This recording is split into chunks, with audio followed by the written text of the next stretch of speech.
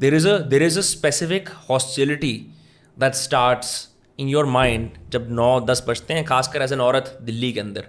there is a specific sense of danger या recurring Paranoia कि कुछ भी गलत हो सकता है, कोई राउडी एलिमेंट मुझे हमला कर सकता है, मुझे हरास कर सकता है, मुझे असॉल्ट कर सकता है. और बहुत सारे ऐसे crime infested well known areas है दिल्ली के जहाँ पे लोग आपके यहाँ ब्लेड रखते हैं, चाकू रखते हैं या गन्स का प्रयोग करते हैं. And to me it's staggering and surprising that because of this what is basically like an impasse between the Delhi government and the central government, where the police is split, the state gets a reputation as one of the most dangerous places in the country, as a horrible place for women. How can we possibly change that? मैं तो ये सोचता हूँ कि भाई ऐसा क्या होगा कि दिल्ली भी एक सेफ जगह बन जाए, because I don't think it's historically been like a bad place to be at.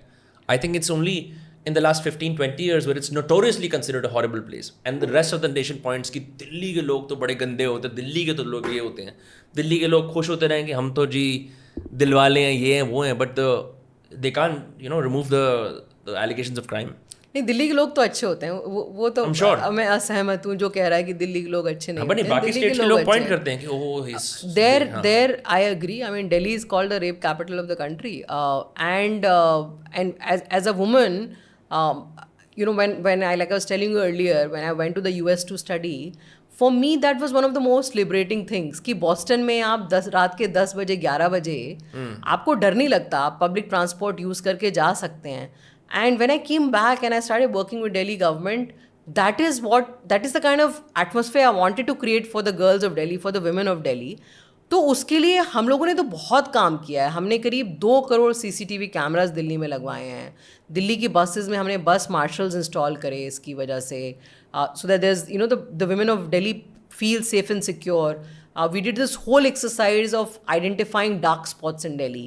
पूरी हमने मैपिंग करी कि कहाँ कहाँ दिल्ली में डार्क स्पॉट्स हैं. When you say dark spots, what do you mean? Like lighting? So वहाँ पे लाइट्स, हमने करोड़ों दिल्ली में लाइट्स लगवाई. ये सारे काम हम लोग कर चुके हैं.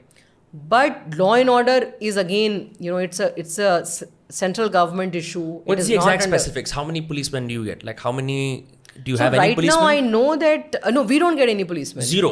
So Arvind Kejriwal and the top leaders just get a security detail basically. Yes, we get 0 policemen. And right now, from what I understand, there's a huge vacancy of police officers in Delhi. The police stations are supposed to have these sort of committees where they sit down with citizens and they talk about law and order issues in the area.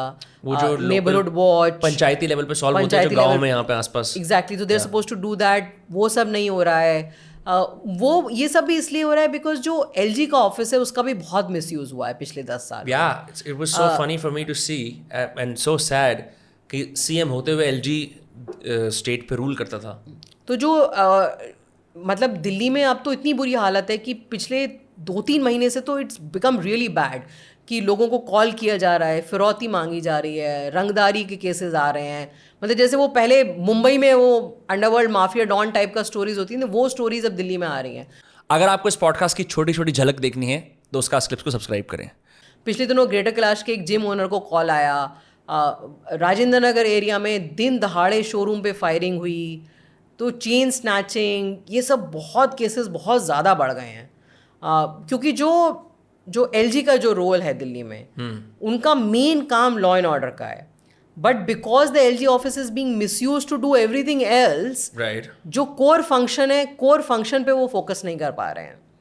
So people of Delhi are seeing that. And they're demanding answers from the central government. To me it's staggering. Like I can't believe it कि एक पंजाब की सरकार को भी police मिलती है, पंजाब की सरकार को पंजाब पुलिस मिलती है, महाराष्ट्र की सरकार को जो कि एक स्प्लिट मतलब 3 लोगों की 3 पार्टी की गवर्नमेंट है, उनको भी सबको they all get all of Maharashtra police. Yeah. They all get. You're the only, any government that sits in Delhi is the only government that does not get a police escort.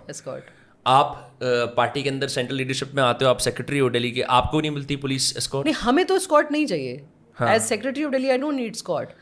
I don't think when I talk about law and order in Delhi government does not, our ministers per se don't need security. Why not? Because हमारी जान को कोई खतरा नहीं है. मतलब क्यों चाहिए security? We don't need No, security. Arvind Kejriwal is not in security. Of Well, course he does. he gets security because of his because he was the chief minister and he had that level of security. Right. But everybody Atishi else gets security.